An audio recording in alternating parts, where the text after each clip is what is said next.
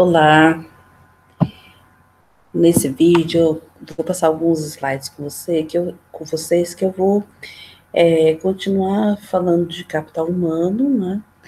E eu vou aqui trazer algumas considerações e depois eu quero falar sobre esse World Development Report do Banco Mundial de 2019, que fala sobre, né, o futuro do trabalho e dessas habilidades socioemocionais, tá bom? Então, começando aqui com esses tópicos aqui, complementando a questão de capital humano, né, que a gente falou do retorno do capital humano no modelo de Lucas, né? Aí, olha, aqui tá minúsculo, mas devia ser maiúsculo, né? Nesse artigo aqui do Rosenweck, de 2010, que ele vai falar muito sobre, né, capital humano, ele vai falar muito sobre o retorno da educação, ele faz referência à equação minceriana.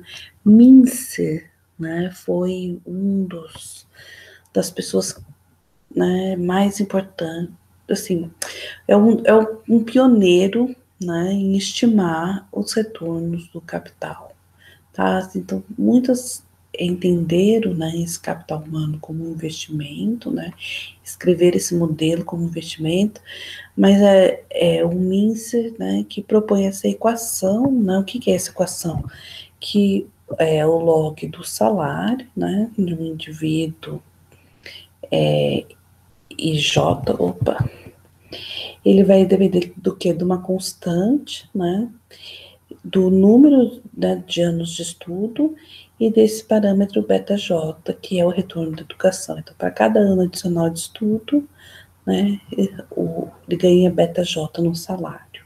É isso que é a equação minceriana. É lógico que tem todos os outros controles, né, porque, como vocês sabem, né, a questão de decidir, né, ter anos de estudo, ela não é, né, aleatória, ela é condicional em renda, educação dos pais, né, então todas essas considerações, né, que a gente tem que controlar, mas ela também pode ser uma questão também endógena, né, e talvez a gente precise achar um instrumento ou algum tipo de variação que permita que a gente identifique esse retorno da educação. Mas, de qualquer forma, Missy é uma pessoa que né, começou com essa ideia de estimar esse retorno da educação, principalmente para diferentes países, e isso faz com que essa equação seja referida como equação misseriana, tá? Aqui já explicou, né, que é o salário, a variável dependente logo do salário, e o J é o salário médio do trabalhador com 0 anos de estudo no país J, por quê? Porque é constante, né? E SJ é o anos de estudo e BJ é o retorno da educação, tá? Que é aquele, lembra que era aquele FI que a gente viu lá? É exatamente isso. Se vocês quiserem, por exemplo, calcular o retorno de educação entre países diferentes, né, vocês podem usar uma equação dessa maneira, tá?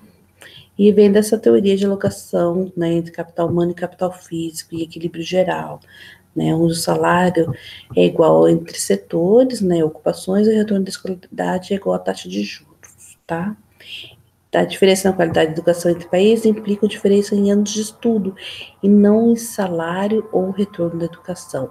Então, países com baixa qualidade de educação vão ter pessoas com menos anos de estudo. Países com melhor qualidade de educação vão ter pessoas com mais anos de estudo e não com maior ou menor salário ou maior ou menor retorno da educação. Tá? Isso é uma implicação dessa equação misseriana. Tá? Aqui eu coloquei, eu trouxe um pouquinho do curso da pós, né, de microeconomia do desenvolvimento. Por quê? Porque eles falam também como é que as famílias, né, elas fazem essa decisão de investir, né, em capital humano dos filhos ou no seu próprio capital humano, né. E essas famílias são unidades, né, compostas por indivíduos, famílias, né, ou até, desculpa, não são as famílias, é a microeconomia, né, qual que é o nível qual que é a unidade, né, dessa microeconomia? Pode ser indivíduo, família, pode ser networks, bancos, agências do governo, né, Mas o que eu estava falando também, assim, é da decisão das famílias de quanto investir na educação dos filhos, né? E não é só em tempo, mas também, né, em qualidade, né? E isso depende de muitas coisas, né? Mas ele estava dizendo isso porque os microdesenvolvimentistas vão além de estimar a equação miceriana para medir o retorno da educação, né? Então, por exemplo, esse trabalho da Duflo de 2011, que ela faz diferenças, né? E ela usa como variação construção em escolas em algumas vilas da Indonésia, né? Tem esse do Foster Rosenweg, né? Que eles olham, né, para a contribuição da escolaridade no lucro dos agricultores, né, e a variação e a revolução agrícola na Índia. Então, eles estão vendo se os agricultores com maior nível de educação são mais capazes, né, de adotar a tecnologia na agricultura. Né? Então, tanto essa hipótese que chama de Nelson Phelps, tá? Que a educação facilita a absorção de novas tecnologias. O retorno da educação aumenta com a adoção de novas tecnologias. Tá? Com a adoção de nova tecnologia, a diferença nos lucros entre os agricultores com maior escolaridade e sem escolaridade aumenta. Né? Até esse Berman, Foster, Rosenweg e Bachita, né, que é o efeito da escolaridade, ele é quase como uma continuação, mas que esse é o efeito de escolaridade da mãe na acumulação de capital humano do filho, né? Então, o que eles vão olhar? Eles vão olhar dentro dessas famílias, e diante dessas famílias estendidas, né? Eles vão olhar, comparar, né, mães com mais qualidade e mães com menos qualidade dentro dessas famílias estendidas e ver, né, como isso afeta a escolaridade do filho, né? Então, esse modelo deles incorpora o efeito de produtividade da educação materna, né, e formar filhos mais educados, né, e a relação entre a educação da mãe e poder de barganha e mercado de casamento. Bom, a educação da mãe importa para o investimento do capital humano dos filhos, é isso que eles acham, tá? Eles estão controlando, né, por barganha, por mercado de casamento, por todas essas questões, porque eles estão olhando ali para as mães dentro do, né, como comparação mães dentro do mesmo domicílios, né? Era aqui que eu estava falando antes, que eu estava falando das famílias. As famílias vão responder, né, a mudança no retorno de educação, mas tem algumas coisas que impedem essa resposta, né? Então, barreiras de mobilidade do trabalhador, né? Então, se mesmo que ele investir em educação, ele não vai, né, avançar, ter mobilidade, vai ser difícil. Restrições ao crédito e renda, né, pode impedir a realização dos ganhos plenos pelas famílias, né. A gente tem esse Munsky e Rosenweg, né, que eles veem a resposta a investimento em educação com aumento do retorno à educação em inglês na Índia, que é uma das questões aqui, né, de mobilidade do trabalhador, por exemplo. Por quê? Porque começa a ter o ensino em inglês e como entrou muito telemarketing e acaba sendo um trabalho feminino, o que acontece? Que é mais fácil ver as meninas irem para a escola em inglês e os meninos continuarem nas escolas tradicionais, que são hindu. Por quê? Porque nas escolas internacionais eles fazem o networking deles. Né? Então, o incentivo está, né, limitado pela sua mobilidade do trabalhador também. Tem esse daqui que é do Tiago Cavalcante, da Joana Alex Poulos, né, que é a baixa qualidade de educação, né, no Brasil, já é um paper um pouco mais antigo, né, leva as famílias a investirem menos na educação do filho, né, e mais em formação profissional. Mas que formação profissional é essa? Aquela que eles conseguem dar, que é de baixa remuneração. Então, as meninas vão para o serviço doméstico, os meninos vão para a construção civil. Bom, agora eu vou entrar aqui no... Aqui está escrito Capital Humano, mas aqui eu vou entrar no World Development Report de 2019, né? Aí eu acabei copiando alguns trechos estão em inglês, eu vou ler traduzindo para vocês, tá? Mas eu vou começar aqui falando, né, de coisas que a gente viu já nessa disciplina de macro, né, do capital humano e do papel da educação em promover o crescimento econômico, né? Então a gente viu o modelo do Banco Homer Whale de 1992, né, que ele introduz as diferenças em educação entre países para explicar a diferença de renda, né? E eles acabam vendo essa convergência, né? Que o capital humano também, né?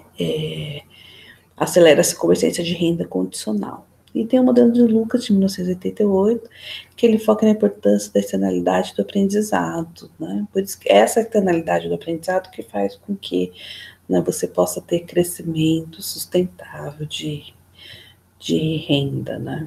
E esse capital humano deixa de ser visto apenas como mais um capital, né? Mas ele também, né, tem essa externalidade. E a externalidade do aprendizado que gera o crescimento endógeno, tá?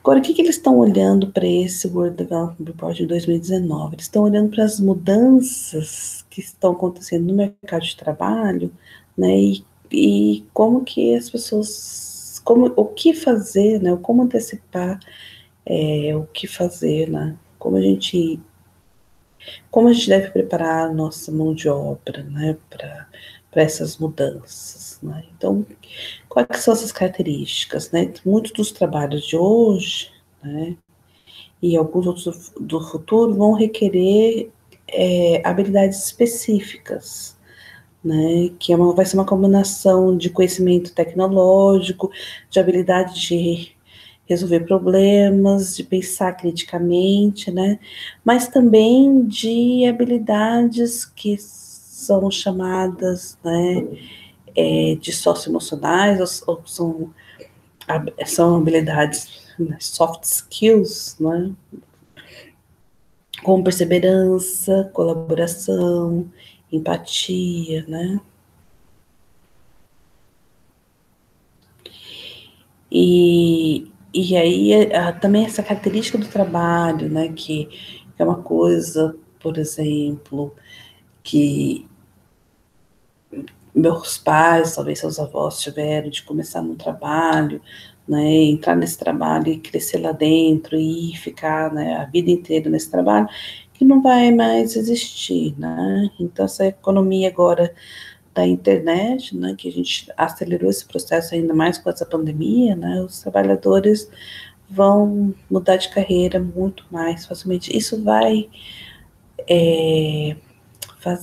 demandar muito mais habilidades, né, de soft skills, como, né, a flexibilidade, adaptabilidade, mas também habilidades soft skills. A gente está vendo, né, como está sendo necessário, né, habilidades soft skills como autorregulação, para as pessoas continuarem, né, produtivas, né, então, são soft skills que são boas, mas também a capacidade de aprender a aprender, né? Porque como essas mudanças são muito rápido de carreira, as pessoas vão ter que estar sempre se atualizando, sempre aprendendo, né? E as inovações vão continuar a acelerar, né? Mas o que vai acontecer com os países em desenvolvimento? Né? Eles vão ter que ter um plano de ação rápido, né? Para ser competitivo no futuro, né? Eles vão ter que investir, né, na sua população urgentemente, né, principalmente em educação e saúde, né, que são esses blocos básicos de capital humano, né, para que, né, essas novas tecnologias sejam menos disruptivas possíveis, né. Mas o que está acontecendo é que eles lá em 2019 eles não estavam vendo muito desses países tomarem ações, né? E hoje, quando a gente pensar que com essa crise, né, mundial de saúde, quanto que é diferente esses investimentos em saúde dos países, né, mais desenvolvidos, dos países menos desenvolvidos, né? Então a gente está hoje saúde, né, divide o mundo, né? E vai dividir ainda mais, né? Bom, nesse report, os especialistas estão estimando que investir em saúde e qualidade de educação pode dobrar ou triplicar a produtividade do trabalhador. Olha só, gente, que situação que a gente se encontra num país que não não tem investido o suficiente em saúde, né? E está há anos brigando com investimentos em educação, né? Que situação a gente tem num país assim, né? Como é que a gente vai fazer com que o nosso trabalhador seja mais produtivo, né? Se ele não tem uma boa saúde, se ele fica doente com mais facilidade, não tem acesso aos recursos para se tratar, e se ele não, né, não pode frequentar uma boa escola, né? Como é que a gente vai fazer com esse nosso trabalhador, né? E essas questões também, né, dessas novas economias vão também salientar a necessidade, né, de um pacto de proteção social, né? Então essas coisas, acho que elas estão mais evidentes agora com a pandemia do Covid, né? Mas essa proteção social é uma coisa que está se discutindo há muito tempo, por causa também dessas mudanças tecnológicas que a gente veio passando e que também a gente acelerou agora por causa do Covid, né? Então, estender a proteção social para quem não tem acesso ao mercado formal de trabalho, né? Defende uma proteção social universal que garanta um nível mínimo de proteção social, mas quem que vai pagar esse custo, né? Hoje tem uma discussão muito grande se deve ser universal ou se deve ser focalizada. Alguns acham que deve ser universal, porque é muito difícil você identificar quem precisa, mas aqui, por exemplo, no Brasil, a gente já tem uma boa estrutura, né, que ajuda a identificar quem precisa, né? Será que é universal não seria desperdiçar recursos, né, ou acentuar desigualdades, né? Então, a gente tem que pensar nisso também. Aí a gente também vai ter que rever os direitos, né? Então, eliminar subsídios desnecessários, melhorar a lei trabalhista, fazer revisão de políticas fiscais, né? Isso daqui deveria ser todo no sentido contrário ao que a gente está indo ultimamente, né?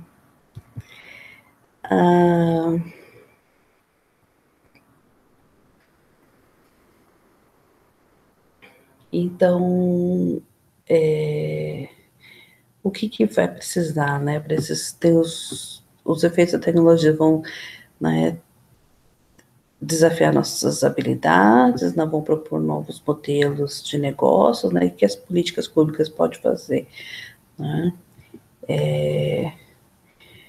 Tentar controlar os direitos, a direção e efeito da mudança, né? Que tipo de política? Investir em capital humano, aumentar a proteção social, né? E buscar renda para pagar com esses custos, né? E na inclusão social, né, ter serviços efetivos, né, de provisão, ter um sistema de arrecadação de impostos justos, né, dar voz para as pessoas e quais são os goals, né, quais são os objetivos. Preparar, né, as pessoas, né, ter mercados competitivos e ter novos contratos sociais. Tá? Aqui é uma pesquisa que foi feita na Europa, né, sobre qualidade de vida, se as tecnologias melhoravam a qualidade de vida, tá? E aqui o azul escuro é um impacto muito alto e positivo, né? Vê que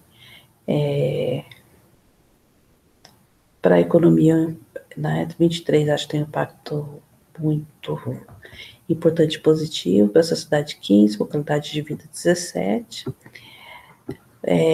positivo, alguma coisa positiva, né? Muitas pessoas acham que é de certa forma positivo, poucas pessoas acham que é de certa forma negativa, um pouquinho mais aqui, né? Que esse alimento muito mais para a sociedade. É muito negativo, é pouquíssimas pessoas e depende ou não sabe, tem ainda mais algumas pessoas. Então, assim, acho que a maior parte das pessoas está considerada aqui no azul claro e no azul escuro, né? 60% dessas pessoas acham que é pelo menos de alguma forma boas essas tecnologias para melhorar as condições de vida, tá? Aqui, esse gráfico está tentando mostrar, né, como essas tecnologias estão acelerando o crescimento das firmas. E isso daqui é uma coisa muito relacionada que a gente estava discutindo lá em micro 2, né, sobre concentração industrial. Então, se vocês verem, por exemplo, olha esse amarelo que é a IKEA, que era um modelo de franquias, né, internacionais, né, a IKEA é tipo Tok-Tok, tá? Um pouco melhor que Tok-Tok. Gosto muito de IKEA. É um modelo europeu, né, de lojas, que acho que é sueco, modelo de móveis suecos, e ele vai, você vê que vai crescendo, né, e chega em 49 países, tá? O Walmart, que é uma coisa intermediária entre o IKEA e o Alibaba. Você vê como que ele cresce, né? A partir de 91, né? Que ele começa. Ai, eu estava falando que era só coisa escandinava.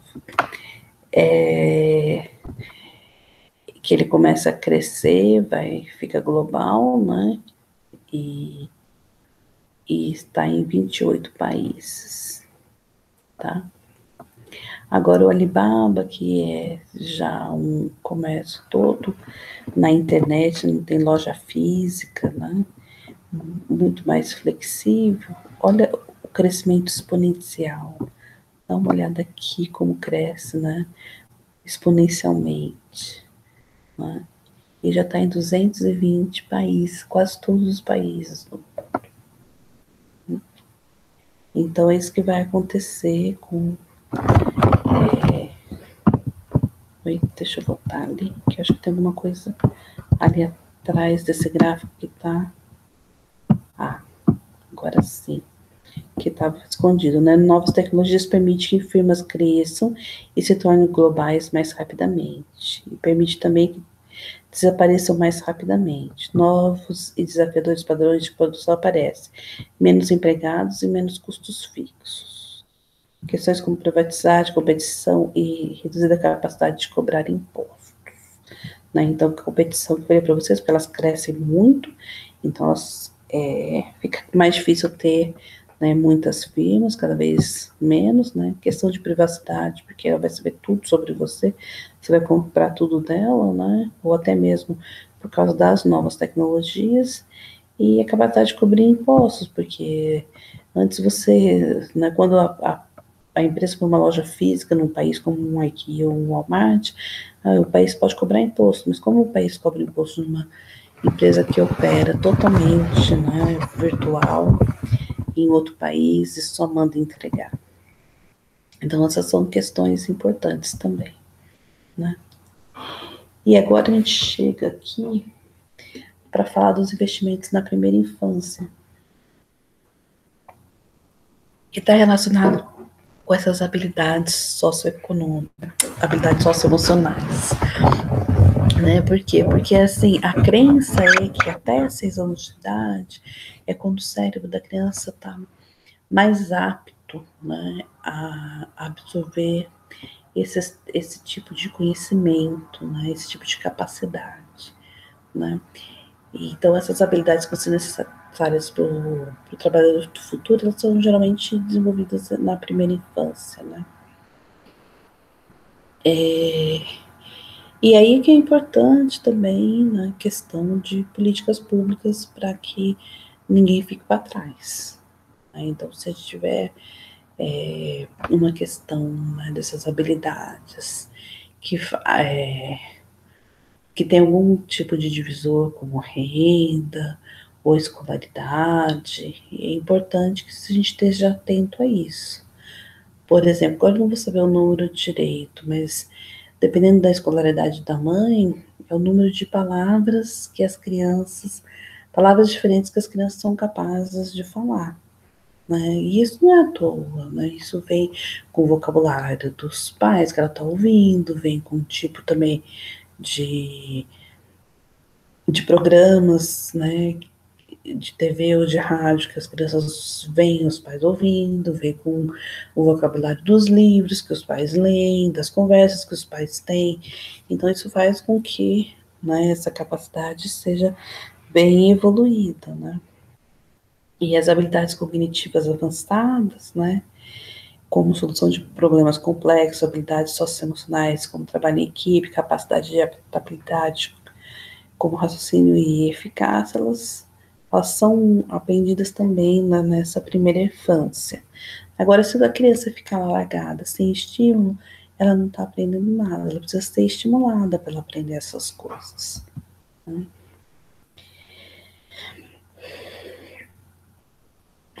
Bom, acho que isso aqui que ter vindo antes dessas habilidades, mas de qualquer forma, né, aqui esses gráficos eles vão mostrar o quê? Mudanças na natureza do trabalho. Primeiro, né, que o trabalho no setor industrial tem migrado para o leste da Ásia, né, para o leste, para a Ásia. Então a gente vê aqui, ó, trabalho global, né? A gente vê aqui, né, o aumento da Ásia, a gente vê os países de renda média meio que estáveis, a Ásia aumentando muito, os países de renda alta, né, que são os que mais perdem para a Ásia, né, ver como é que vão se encontrando, né, e os países de baixa renda também estão meio estáveis. Então, renda média e baixa renda estão meio estáveis, mas os países de mais alta renda vêm perdendo postos de trabalho, né, onde a indústria vai caindo e vai indo para a Ásia, né.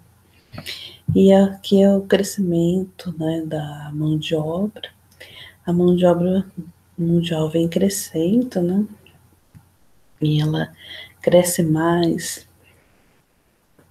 acho que aqui nos países de renda média, né? Pelo menos no começo aqui tá mais empinadinho, e nos outros tá mais estável, né? Então veja que, né, não é onde está mais crescendo que está mais indo empregos, não, né? Então aqui é o emprego industrial, né? Aqui a gente tem os anos, aqui a gente tem a força de trabalho, aqui a gente tem os anos, tá? Informalidade, que é um problema, né? Porque o trabalhador informal, ele pode ter períodos sem renda, né? E junto com a informalidade acaba vindo falta de acesso, né, a bancos, né, a meios como suavizar a renda, e também falta de acesso a direitos e proteção social, né? E aí vejo, por exemplo, em países de baixa renda, como Etiópia, Togo, Senegal e Nepal, né, tem diferentes níveis de informalidade, né? Países de média renda também, países também de alta renda, tem alguns. Mas se a gente vê, né, quanto menor a renda, maior a informalidade, né?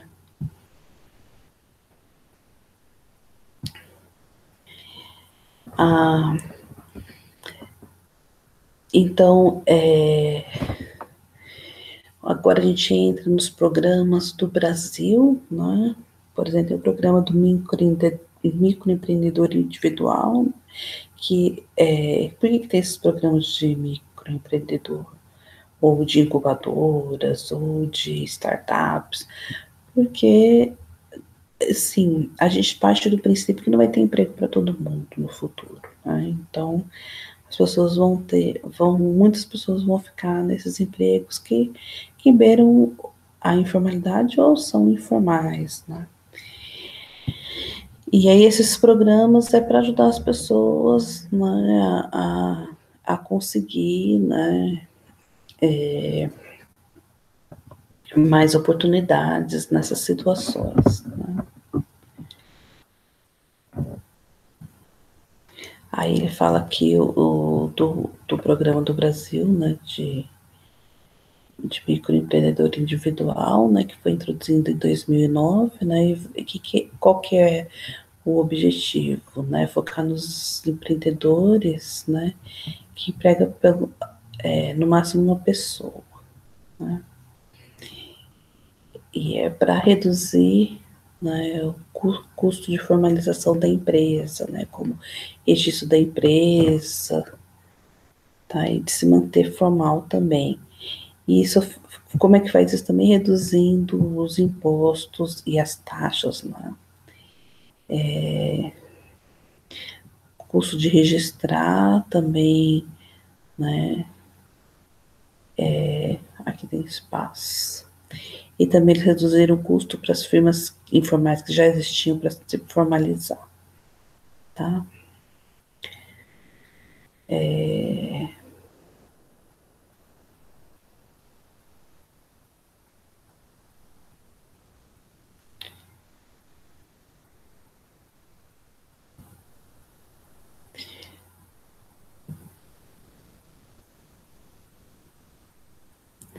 E o resultado deles é que eles tiveram um aumento de 2%, né, do registro de entrepreneurs com uma base que eles já partiram de 20%, tá? Então, o capital humano é necessário para a criação, adaptação e adoção de novas tecnologias, né? Isso no mundo inteiro, né? O capital humano está positivamente associado, né? Tem uma associação positiva, uma correlação positiva, né? Com o nível de adoção de tecnologias avançadas, né? Então, firmas onde tem a maior parte dos empregados tem um bom capital humano, né? São educados, elas são mais fáceis de serem inovadoras, né? E até os indivíduos, né? Com mais capital humano, eles têm mais retorno de novas tecnologias, né? Agora, se a tecnologia já é disruptiva e ela encontra pessoas com baixo capital humano inadequado, isso pode ser um problema, tá? E dentro dessa realidade, qual que é o papel do ensino superior, não é? De dar oportunidade para indivíduos, né, para adquirir, né, mais conhecimento e um nível mais alto de conhecimento cognitivo, né? Assim, aprender a resolver problemas mais complexos, aprender a pensar criticamente, né, melhorar a comunicação, tá? Que são características que são muito importantes para essas mudanças na natureza do trabalho, né? E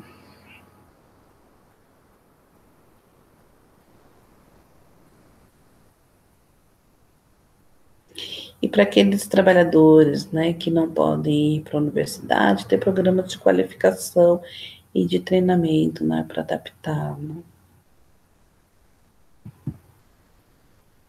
Aqui é um pouquinho sobre habilidades socioemocionais, né? As habilidades socioemocionais são as capacitações para execução de funções básicas da vida em sociedade, né? Então, segundo esses autores aqui, que é o Katz, Heckman, Dirichlet e o Heckman é um dos maiores economistas que estão trabalhando nessas questões de habilidades socioemocionais, né? Elas são os mecanismos universalmente válidos entre diferentes culturas que promovem a inclusão socioeconômica e as ferramentas que auxiliam os indivíduos a moldarem seus objetivos, perspectivas futuras e responderem a diferentes situações. São instrumentos humanos capacitivos, não cognitivos, estimuladores de estratégias que levam à busca e ao alcance de oportunidades, objetivos e resultados, além de necessários para o desenvolvimento de outras, novas e diferentes habilidades e capacidades. Tá? Então, o que esses autores falam, né? É que eles sugerem que, além da existência de melhores períodos para incentivar o desenvolvimento das habilidades, existem mecanismos influenciadores mais efetivos. Quais são eles? O papel influenciador das famílias e do ambiente social externo, né? Por isso que a gente tem o criança feliz, né, agindo dentro da família, né? O desenvolvimento natural de habilidades dadas às exigências e adaptações da vida em sociedade, a busca de resultado e a vantagem comparativa, por exemplo, e por último, a multiplicação das habilidades já existentes, das habilidades geradas, novas habilidades. Quanto mais habilidade você tem, mais fácil é você conseguir novas habilidades, porque elas vão sendo geradas, né?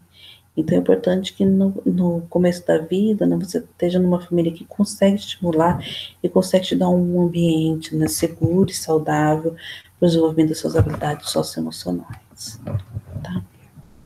E aqui falando um pouco do programa Criança Feliz, né? Ele era coordenado pelo Ministério do Desenvolvimento Socioagrário, acho que ele, programa que deve estar morto, né? Agora. Ele foi instituído em 5 de outubro de 2019, né? E é uma ação pública intersectorial para tratar do marco legal da primeira infância, que são os 6 primeiros anos de vida, e utiliza suplementação nutricionais e psicoemocionais combinados com o Programa Nacional de Distribuição de Renda, né, que são alguns recipientes do Bolsa Família que também são elegíveis para o Criança Feliz. E salienta a importância da participação familiar no desenvolvimento infantil, porque eles partem dessa hipótese que as condições da família são muito importantes, né? O foco e os objetivos do programa. O foco do programa Criança Feliz é estimular durante a primeira infância o desenvolvimento de competências, capacidades e habilidades individuais importantes para o alcance de resultados, criando mecanismos sequenciais de habilidade e capacitação, interagindo e complementando políticas públicas direcionadas à promoção da saúde, educação, cultura e direitos humanos, né? Ajudar e orientar os pais no exercício da parentalidade, favorecendo vínculos afetivos e familiares, assegurando a proteção do lar e do desenvolvimento da criança. Instruir a mãe no período da gestação, tanto quanto aos cuidados com a criança, quanto ela mesma, sendo uma ponte para o serviço público de direito como a saúde. Auxiliar no período da gestação, tornando-se uma fonte segura de informação e de comunicação, afinal, do que mais haja diversas políticas e programas de disponibilidade. Falta de conhecimento a respeito deles dificulta o seu pleno. Afinal, por mais que haja, né, diversas políticas e programas de disponibilidade, falta de conhecimento deles dificulta o seu pleno uso.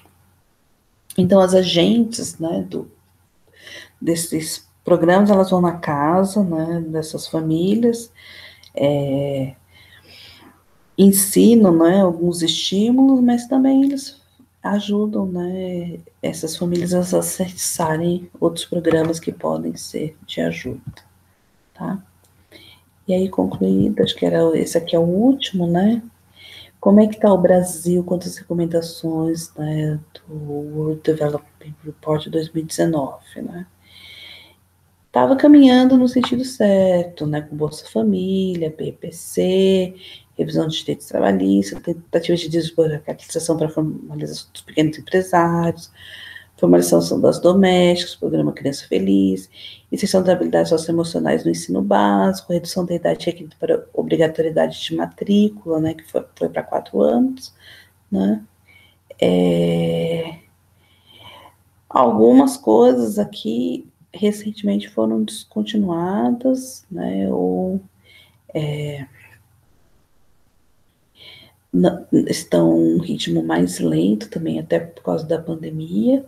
A pandemia cerrou, né, a necessidade de pensar essas questões, né, e principalmente a pandemia tem sido, né, no ensino fundamental, e depois vocês podem contar também como é que tem sido isso no ensino terciário, mas assim, no ensino fundamental e no ensino médio tem sido um divisor, né, porque ter acesso, né, aos meios necessários para o ensino remoto, então o ensino remoto efetivo, né, ou poder pagar por uma ajuda, né, ficou cada vez mais difícil para aquelas pessoas sem renda, né?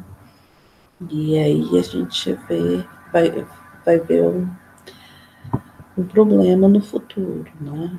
E é isso que no mundo inteiro as pessoas têm reportado, né, que algumas crianças vão abandonar a educação por causa dessas dificuldades, que é difícil. Essas são questões, então, que a gente vai ter que resolver e melhorar no nosso país para a gente poder voltar a crescer. Tá bom, gente? Desculpa se não foi tão animada esses slides, mas eu acho que são assuntos bem interessantes para discutir. E aqui fica aqui as referências desses slides. Se alguém quiser consultar, vou colocar só um pouquinho mais para cima, que tá tão ali embaixo. Se alguém quiser procurar essas referências, elas estão aqui, tá? Algumas acho que eu não cheguei a comentar, mas tem questões importantes aqui, tá bom? Então, até quinta-feira e boa semana para vocês. Vou interromper a gravação.